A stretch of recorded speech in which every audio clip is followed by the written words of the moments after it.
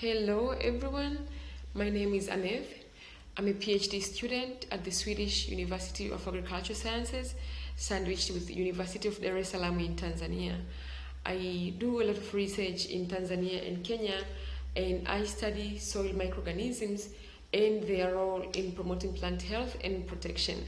Today I would like to share my study on diversity of soil microorganisms in maize push-pull farming system.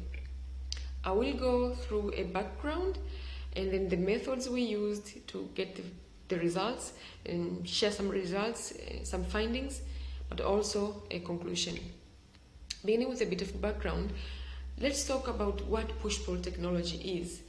So push-pull technology is an integrated pest management approach that smallholder farmers in Eastern and Southern Africa use to control an array of pests. So they use it to manage stem borers, they use to manage fall armyworm, but also a parasitic weed known as striga. So this technology employs an intercropping technology, intercropping approach. So it's called push-pull because one of the intercrops, known as Desmodium, releases organic compounds into aerial organic compounds, which send a signal to stem borers that this is not a good place to lay eggs. So effectively it pushes them away from the main crop. At the same time, a trap crop such as Napier or Brachiaria emit organic compounds that tell these stem borers you can lay your eggs here. But when the eggs hatch and the larvae start feeding on this trap crop, it stops the development by releasing a sticky substance, so effectively reducing the population of, say, stem borers or fall armyworms. But at the same time, Desmodium, the intercrop, releases organic compounds into the soil that trigger suicidal germination of striga. So striga, it's a parasitic weed of maize and sorghum, so it does not grow in absence of these two crops.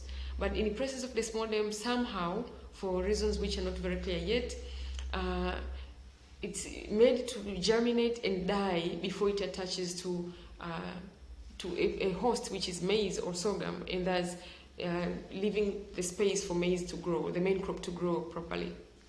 So another advantage is Desmodium is a leguminous plant, so it fixes nitrogen and helps in fertilization of the soil, and it also acts as a cover crop, adding another benefit of conserving moisture in farms.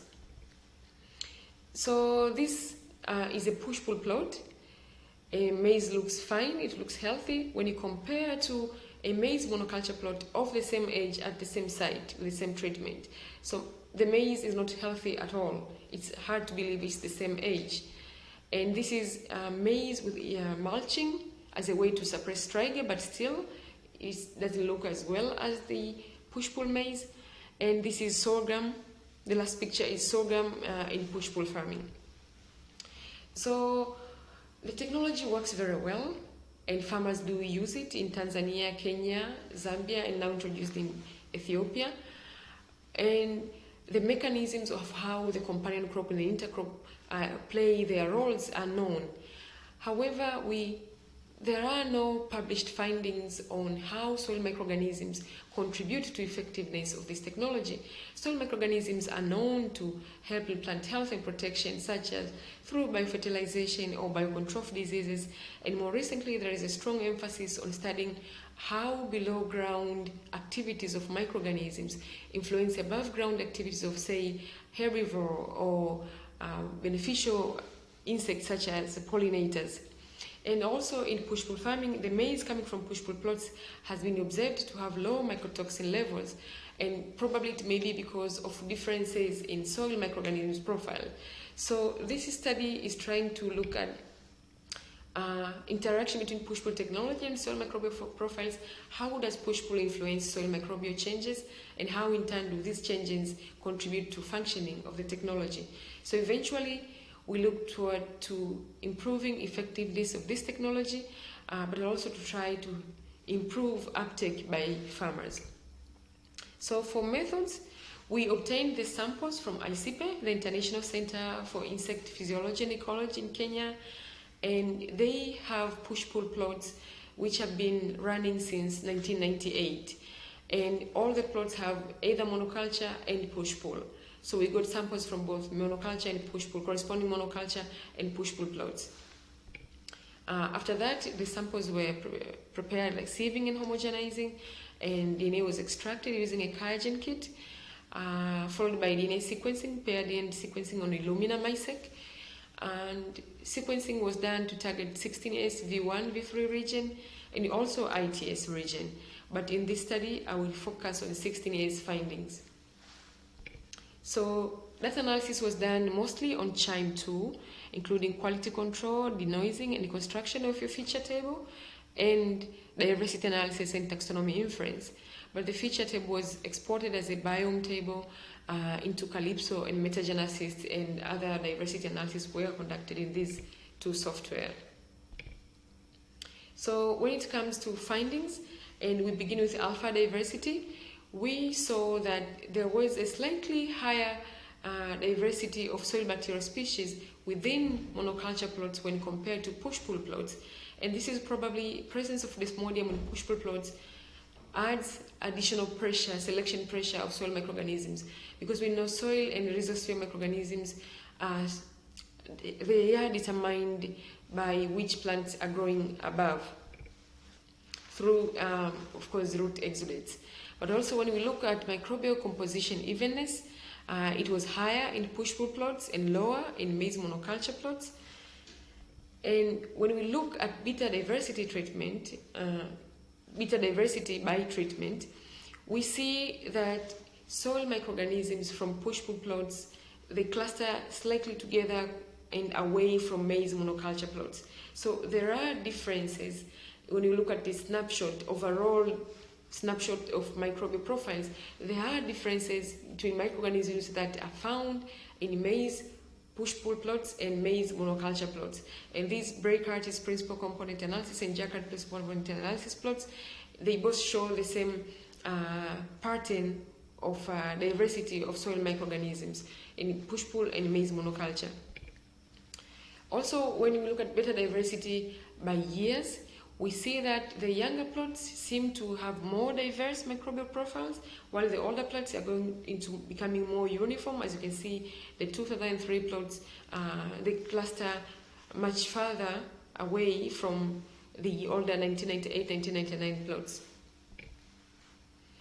Coming to taxonomy, so 5 phyla made up more than 90% of the total abundance, and these are actinobacteria, Chloroflexi, Protobacteria, Acidobacteria, and Plantomycetes, and a total of 25 phyla were classified by the Green Genes database. And taxonomy at the genus level was a bit more tricky because many genera were left unclassified, which makes the information a bit less useful, but a total number of 285 genera were obtained. And this just gives a picture, at least a lot of the genera are unclassified if you look on the left hand side of this pie chart, and a few such as Fusarium, Tauromyces, and Cercophora, they are the ones which were able to be classified by their names at genus level. But of the classified genera, we see some abundant more in pushpull plots, including Cetophoma, Sabulycistidium, Pythia, and Myrothecium, and some are more abundant in maize monoculture plots, including Chesomium, Xenocremonium, and Acrophylla. Its plot is not shared. The plot for taxonomy at genus level in maize monoculture plots is not shared here. So we also looked whether sequencing depth was enough to cover the expected diversity of soil microorganisms, and yes, as you've seen from this alpha rarefaction plot, as it starts to plateau, then that means all the expected diversity may have been captured. And also looked at correlation, which genera tended to co-occur together, which tended to have a negative correlation. And for example, Lysobacter was strongly positive correlated to Nanocystis, Pseudomonas, Chloronema and Bucholderia, while Bacillus was strongly correlated to Planktomyces, Pterobacter, and Ramblybacter. So to conclude, we would say push-pull farming does influence soil microbial profiles, making them more uniform compared to maize monoculture. But at the same time, older plots seem to have more uniform microbial profile compared to younger plots. And the limits on classification by databases also set a limit on how much we can use this information, such as a linear discriminant analysis effect size. And we see some presence of some taxa correlated to showed strong correlation to each other, maybe contributing to functional redundancy. And also we hope that with whole genome sequencing, it may be able to fill the remaining gaps. So thank you, and I'd like to thank our collaborators, including CEDA funding, collaborators in Kenya, also in Cornell University and University of Dar es Salaam in Tanzania. And please, let's connect on Twitter. Thank you.